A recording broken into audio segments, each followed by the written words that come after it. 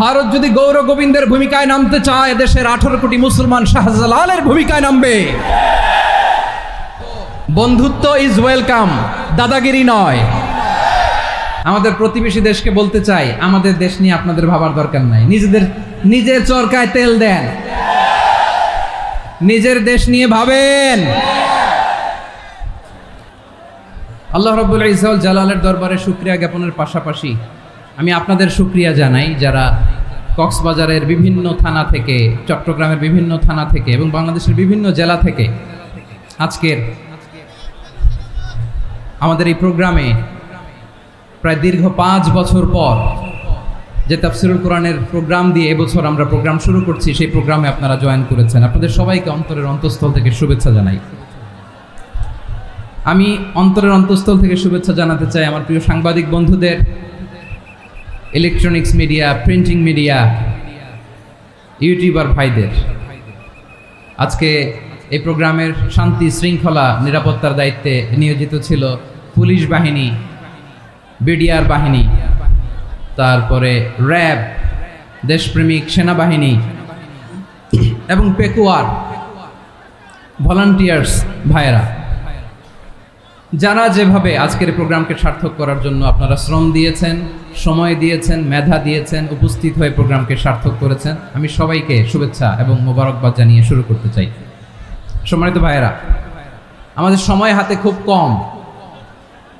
বড় তাফসিল প্রোগ্রামগুলোর সবচেয়ে বড় ক্রাইসিস বা প্রবলেম হচ্ছে এখানে শোডাউন থাকে বেশি, ইউটিউবার থাকে বেশি, নিউজ কাভারেজ বেশি, কিন্তু মন খুলে, প্রাণ খুলে, নিঝুম নিস্তব্ধ একটা পরিবেশে কথা বলার যে সুযোগ, সেটা হয়ে ওঠে না।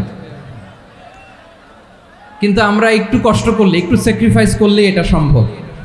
আমি শুরুতে হাত জোর করে আল্লাহর ওয়াস্তে আপনাদেরকে চুপ থাকতে বলেছি। কোনো ভলান্টিয়ার্স আপনাকে বলবে না, একজন আরেকজনকে বলবে না, একে অন্যকে বলার দরকার নাই, থামো, সরো, জায়গা নাই, কিছু বলার দরকার নাই। শুধু চুপ থাকতে হবে মেহেরবানি করে কয়েকটা মিনিট। আল্লাহর ওয়াস্তে যদি মেহেরবানি করে চুপ থাকতে পারেন, কয়েকটা কথা শেয়ার করবেন ইনশাআল্লাহ। এইদিকে চুপ হয়ে গেছে মাশাআল্লাহ, এই দিকটাতেও আল্লাহর ওয়াস্তে ধাক্কা ধাক্কি, জায়গা না হলে পেছনে চলে যাও। আমাকে দেখা লাগবে জরুরি না তো, এলইডি আছে, ওখানেও দেখা যাবে, ওখানে চলে যাও। ধাক্কা ধাক্কি করে ঘেমে ঘরমাক্ত হয়ে কি একটা কঠিন অবস্থা। শীতের সিজন মনে হয়, আমি তো ঘামতেছি। হ্যাঁ, ফ্যানটা বাড়াই দিতে হবে, ঘামতেছি টোটালি।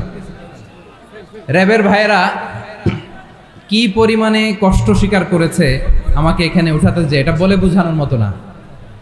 তো আমাদের দেশের ভাইয়েরা ইমোশনাল, আবেগী অনেক, আবেগ দিয়ে অনেক কিছু আমরা হারাই, ভুল করি, আমরা বুঝি না, লং রানে আমরা চিন্তা করতে পারি না।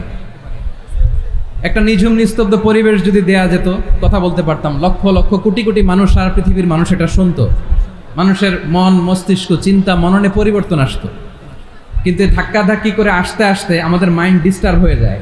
কিছু বুলেট পয়েন্ট সাজিয়ে নিয়ে আসছে, যেটা বলবো এটা ব্রেন থেকে হারিয়ে যায়, আর মনে রাখতে পারি না। জান নিয়েই তো টানাটানি, আমি মনে রাখবো কি? জান নিয়ে টানাটানি। তো যদি আমরা প্রতিটা বড় বড় পাবলিক ইভেন্টে যদি এরকম করি, আমাদের পক্ষে কি আর ময়দানে কথা বলা সম্ভব হবে? বাধ্য হয়ে পরে ফেসবুকে ঘোষণা দিব যে আমি আর তাফসির মাহফিলে নাই, আমি মসজিদের হালাকা করব, 20 জন নিয়ে আমি দাওয়াতি কাজ করব, যথেষ্ট, গুড ইনাফ। এটাই আপনারা চান নাকি? এটাই চান? তো একটু মেহরবানি করে চুপ করা যাবে না, জায়গা না হলে পেছনে চলে যান। কিন্তু যারা থাকবেন চুপচাপ, আওয়াজ করা যাবে না। আল্লাহর ওয়াস্তে, আল্লাহর ওয়াস্তে অনুরোধ করার পরে যদি এটা ভায়োলেট করেন, জবাব দিতে হবে আল্লাহর কাছে। খবরদার, আল্লাহর ওয়াস্তে বলেছি, আওয়াজ করা যাবে না। ভাইয়েরা, এইভাবে আলোচনা করা যায় না, মেহরবানি করে আওয়াজ করবেন না। আমার দিকে তাকান। আজকে যে টপিকটা নিয়ে আমি আপনাদের সামনে কথা বলবো, সেটা হচ্ছে আমাদের ধর্মীয় জীবনে, সামাজিক জীবনে, রাষ্ট্রীয় জীবনে ঐক্যবদ্ধ থাকার গুরুত্ব। The importance of unity in our life. আমরা ঐক্যবদ্ধ থাকতে চাই কি চাই না? এই আপনাদের গলার আওয়াজ। আমরা ঐক্যবদ্ধ জীবনযাপন করতে চাই কি চাই না? চাই। ঐক্যের কোনো বিকল্প নাই। গত 50 বছর তো দেখেছি এই ডিসইউনিটি, অনৈক্য, বিভেদ, বিচ্ছিন্নতা আমাদেরকে কোথায় নিয়ে গিয়েছে। এই যে দেখেন কিছুদিন আগে আমাদের বর্তমান নেতা ডক্টর ইউনূস উনি সব রাজনৈতিক নেতৃবৃন্দদেরকে ডেকেছেন একটা ইস্যুকে কেন্দ্র করে। তার মানে গোটা বাংলাদেশ এক হয়ে গিয়েছে, আমরা সবাই উদ্বেলিত হয়েছে, উচ্ছ্বসিত হয়েছে, ঠিক কিনা বলেন? রাজনৈতিক নেতাদেরকে ডেকেছেন উনি, আমরা এক হয়েছি। এরপরে ধর্মীয় অঙ্গনের যে লিডাররা বিভিন্ন ধর্মের, শুধু মুসলিম না, সবাইকে ডেকেছেন, আমরা ঐক্যবদ্ধ হয়েছি। এটাকে বলে ন্যাশনাল ইউনিটি, জাতীয় ঐক্য। যে কোনো ধরনের কনস্পাইরেসি, ষড়যন্ত্র, আধিপত্যবাদ মোকাবেলায় জাতীয় ঐক্যের চেয়ে মোক্ষম হাতিয়ার আর নাই। আমাদের একটা প্রতিবেশী দেশ আছে, আমরা আমাদের দেশ নিয়ে যত ভাবি তারা তার চেয়ে বেশি ভাবে। কথা বুঝতেছেন না? আরো ভেঙে বলতে হবে। হ্যাঁ, আমরা আমাদের দেশ নিয়ে যত উদ্বিগ্ন, এদের আরো টেনশন বেশি। বলেন, আমাদের দেশে শান্তি আছে না নাই? আমরা হিন্দু মুসলিমে কখনো দাঙ্গা লাগে? আসতে বলেন, কেন লাগে? ওদের পূজা পার্বণে আমাদের মাদ্রাসার ছেলেরা যে পাহারা দেয়, চিল্লায় বলেন ঠিক কিনা? আমাদের তাফসির মাহফিলের সময় ওরা ডিস্টার্ব করেন, ঢোল বাজায় না। ওদের পূজা পার্বণের সময় আমাদের তাফসির মাহফিলের ডেট হলে আমরা চেঞ্জ করে দেই। সুবহানাল্লাহ, কি সাম্প্রদায়িক সম্প্রীতির রোল মডেল। আর ওই বাংলাদেশের ব্যাপারে তারা অনেক ডিসইনফরমেশন ছড়াচ্ছিল। ভারতের অনেকগুলো গণমাধ্যম, আমি জেনারেলাইজ করব না, আমাদের প্রতিবেশী দেশের সব গণমাধ্যমকে আমি দোষ দিতে চাই না, অনেকগুলো গণমাধ্যম তারা ডিসইনফরমেশন শেয়ার করেছে। ডিসইনফরমেশন আর মিস ইনফরমেশনের পার্থক্য আছে। মিস ইনফরমেশন না জেনে ভুল বুঝে একটা মিথ্যা বা ভুল তথ্য ছড়িয়ে দেয়া, এটার ক্ষমা আছে, এটার কি আছে? আর ডিসইনফরমেশন মানে ইচ্ছা করে, প্ল্যান করে, ম্যাপ করে, ছক এঁকে মিথ্যা, গুজব, রটনা সোশ্যাল মিডিয়ায় ছড়ানো, এটার ক্ষমা আছে? আওয়াজ করে বলেন, ক্ষমা আছে?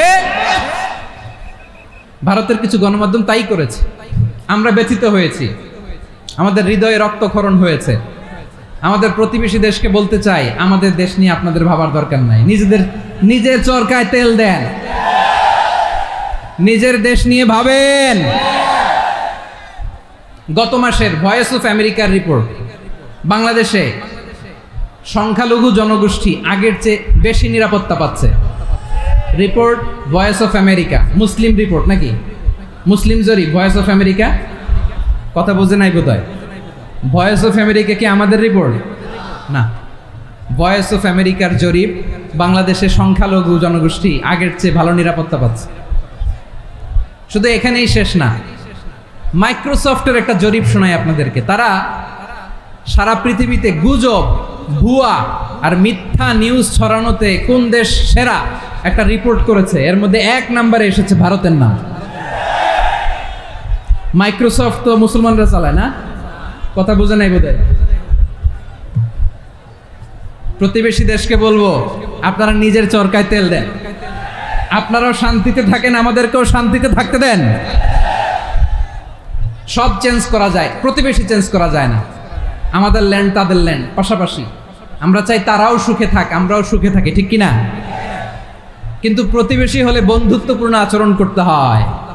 প্রতিবেশী যদি বন্ধু না হয়ে প্রভু হতে চায়, এরকম দানব প্রতিবেশী কেউ চায় না। ভারত যদি বন্ধুত্ব উপহার দেয়, আমরাও বন্ধুত্ব দিব, কি বলেন? তারা যদি বন্ধু সুলভ আচরণ করে, আমরাও বন্ধুত্ব উপহার দেব। কারণ আমাদের পররাষ্ট্র নীতি হচ্ছে সবার সাথে বন্ধুত্ব, কারোর সাথে বৈরিতা নয়। আলহামদুলিল্লাহ বলেন, কত চমৎকার পলিসি আমাদের। আমরা নির্বিবাদী, আমরা বাংলাদেশিরা শান্তিকামী। We are proud of that. এজন্য আমরা গর্ববোধ করি। আমাদের পররাষ্ট্র নীতি সবার সাথে বন্ধুত্ব, কারোর সাথে শত্রুতা নয়। তাই প্রতিবেশী দেশকে বলবো, বন্ধুত্ব ইজ ওয়েলকাম, দাদাগিরি নয়। বন্ধুত্ব ওয়েলকাম, দাদাগিরি নয়। Loud and clear. ভারত যদি বন্ধুত্ব দেখায়, বন্ধুত্ব পাবে। কিন্তু ভারত যদি বাংলাদেশে আধিপত্যবাদ বিস্তার করতে চায়, বাংলাদেশের 18 কোটি জনগণ সেটা রুখে দেবে। ভারত যদি গৌর গোবিন্দের ভূমিকায় নামতে চায়, দেশের 18 কোটি মুসলমান শাহজালালের ভূমিকায় নামবে।